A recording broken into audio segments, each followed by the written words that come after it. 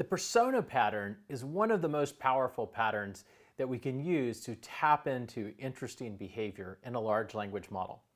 Now, what the persona pattern is you can imagine that you want to get a particular output, but you don't know exactly what the format of that output should be or what information should be contained in it. But if you were in the real world, you know who you would go to get that output or what you would go to in order to get that output. So for example, if you had an accounting question, you would call up your accountant and ask your accountant for their advice. Or if you had a question related to speech-language pathology, like in the earlier example that I presented, you would go to a speech-language pathologist, you would have them do the assessment. If you had medical advice, you might go to your doctor. And so the persona or the person or the thing that you would go to, you know who or what that is in the real world. And we want to try to use that kind of same behavior of, I know who to go to or I know what to go to get that output, but I don't know what their output would look like. I don't know exactly what they know or how they talk about things, but that's the type of output I want. And so the persona pattern is meant to give us that same type of behavior, to allow us to go to that expert and ask that question without having to know what exactly the expert's going to say, how they're going to format it, or what they might know or not know. So let me show you an example of the persona pattern. Typically with the persona patterns, what you're going to say is act as persona, provide outputs that persona would provide. And in this case, I'm going to word it as act as a skeptic that is well-versed in computer science. Whatever I tell you, provide a skeptical and detailed response.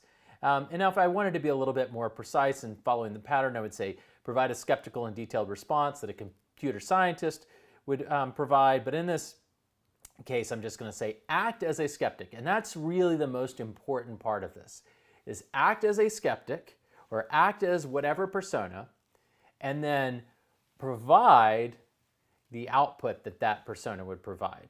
And in this case, I'm wording it as provide a skeptical and detailed response, which is similar in format. And then ChatGPT says, sure, I can certainly act as a skeptic well-versed in computer science. Please feel free to present your claims and I will provide a skeptical and detailed response. Well, I'm going to start off with there is concern that AI is going to take over the world. And so we get a skeptical response. The concern that AI will take over the world is a common theme in science fiction, but is not a realistic concern in the near future. While AI systems are becoming more sophisticated and capable, they're still limited in their ability to think and act autonomously. AI systems are designed and programmed by humans, and they only do what they are told to do. They have no independent will or motivation. They cannot make decisions. Furthermore, AI systems are not fallible. They can make mistakes. While it is important to be vigilant about the potential risks and limitations of AI, the concern that AI will take over the world is unfounded and not supported by technology or research. So we're getting a skeptical response. If I went in and said the sales person at the local computer store is telling me that I need 64 gigabytes of RAM to browse the web. And they say skeptically, it is highly unlikely that you need 64 gigabytes of RAM to browse the web. The amount of RAM you need depends on the complexity and size of the websites you visit, as well as the number of tabs you have open at once for most web browsing activities, and it goes on to tell us different things. And you can see that our saying act as has put in place basically a complex set of rules for the large language model. It knows it's supposed to be skeptical. It's supposed to have knowledge of computer science. It's supposed to provide certain outputs. Now, if I went back to it and I said, act as a 9-year-old, whatever I tell you, provide a skeptical response from a 9-year-old perspective. And I'll go ahead, 9-year-old skeptic. Now that's a more complex persona, or maybe not. AI is going to take over the world. I don't know about that. How could AI take over the world? You mean like in the movies? Aren't those just made up stories? And besides, computers and robots can't do everything humans can do.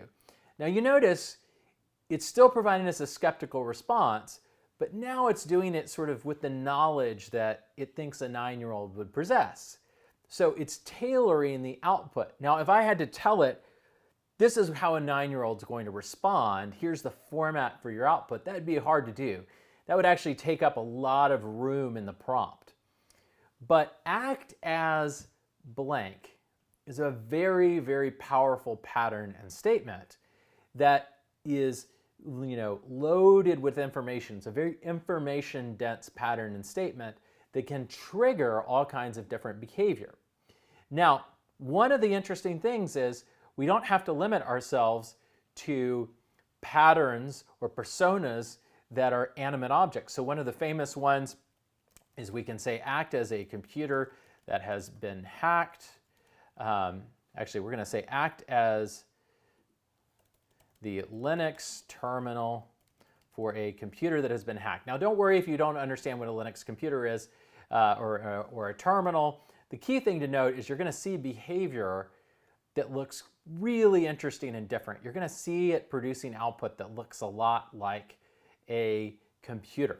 I am going to type in Linux terminal commands, and you will respond with the output that the Linux terminal would produce.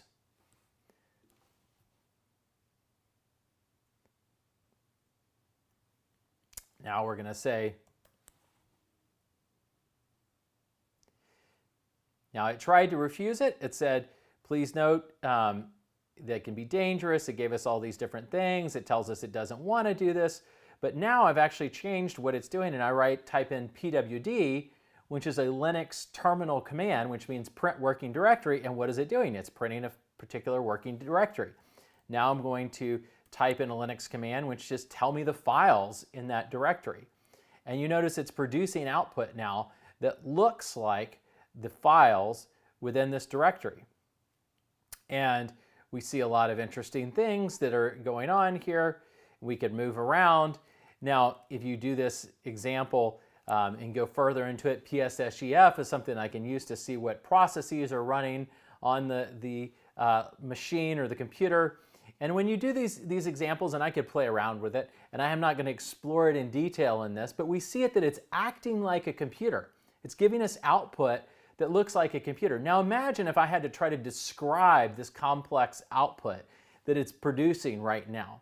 You notice how little information I gave it. I gave it a lot of information, but it was in a short amount of space. This pattern, the persona pattern, is giving me really powerful behavior. So I'm using this little bit of prompt, and I'm getting now the ability to simulate this whole system. Now we can also do this in all kinds of different interesting ways. We can say act as the lamb in the nursery rhyme, Mary had a little lamb. And now we're getting some output that looks like that. Actually, what I'm going to do is I'm going to make this a little more specific. My prompt wasn't that great.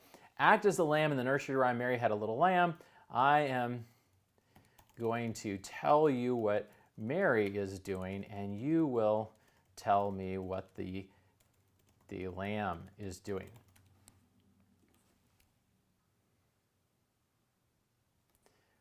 Okay, Mary is in the grocery store. So as the lamb in the nursery rhyme, while Mary is in the grocery store, I would be following her around as closely as possible, trying to stay by her side and maybe even nuzzling her hand for attention. Mary is in the movies. As the lamb in the nursery rhyme, while Mary is in the movies, I would not be able to accompany her inside the theater due to my inability to watch movies.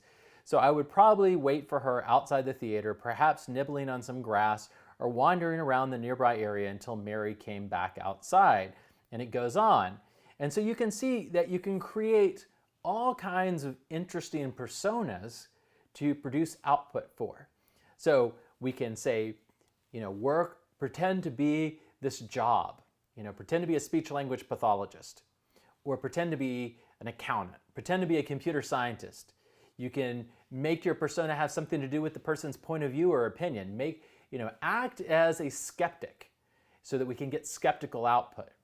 We can say to act as an inanimate object that may have well-known sort of behavior, like act as a computer, the Linux terminal for a computer that's been hacked, and we saw that we got all kinds of output that looked like it came from a computer.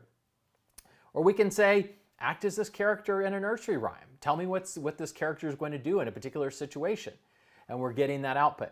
So the persona pattern is a way that we can tap into sort of the patterns around language, around a specific persona or object or character in a story in order to get output that comes from that point of view, from that role, whatever it is. It's a really, really powerful capability. Now, one of the things is we often see that when large language models are programmed, they actually have a persona that's given to them to guide the whole interaction. So act as a really helpful assistant. And this actually makes a difference. If you tell it to be helpful, it will try to be more helpful. If you tell it to try to do something, positive, it's going to try to be more positive. Similarly, if you kind of give it a negative perspective, like my skeptical perspective, it's going to give you output that challenges you or maybe darker. And so, the persona that you ask the large language model to use is really, really important and powerful. The other thing, just to note again, is it's really information dense. It has a lot of pattern and knowledge around a persona that if you had to describe it from scratch, you would take up a lot of space in your prompt. You would be losing, valuable space in your prompt to provide new information.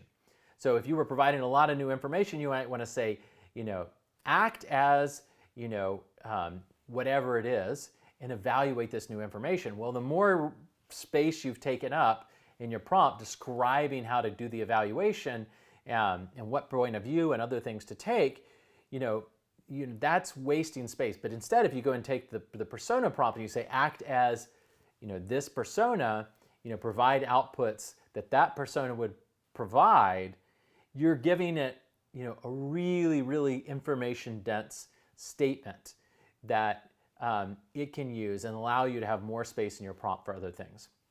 So the persona pattern is a really, really powerful pattern to be aware of and know that it's a very valuable one. You can do all kinds of things, like if you would normally get a committee of people together to discuss different points of view on a particular topic, well, you can assemble a virtual panel.